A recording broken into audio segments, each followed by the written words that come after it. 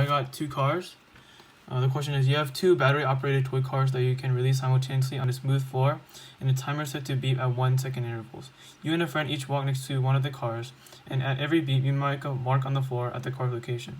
The dots in the floor figure below represent the locations of the packets for the two cars. The car starts simultaneously at the dot on the left and moves to the right. So A, were the cars ever next to each other? If so, where? Yes, the cars were in fact next to each other. As shown in the graph, that when t equals 0 and when t equals 11. See, as you can see, the dots, and the dot over here, and the dot over here.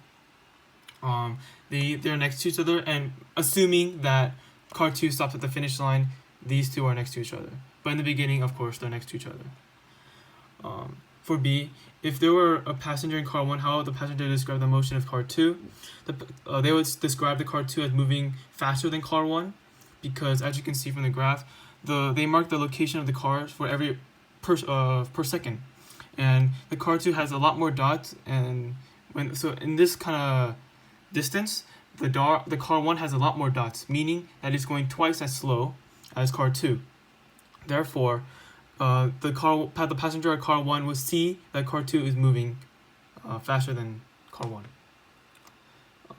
If there were a passenger in car 2, how would the passenger describe the motion of car 1? Car 1 would not be seen. Car 1 seems to not be moving due to the concept of the reference frame, because since car 2 is moving twice the speed from the passenger of car 2's perspective, they would see that car 1 is not moving. And how would an observer on the side of the road represent the motion of the two cars with a position versus time graph? So I first explained that both cars are moving. However, car 2 is moving at a rate that is twice the speed of car 1. And then, as you can see, I drew. Let me get it out first.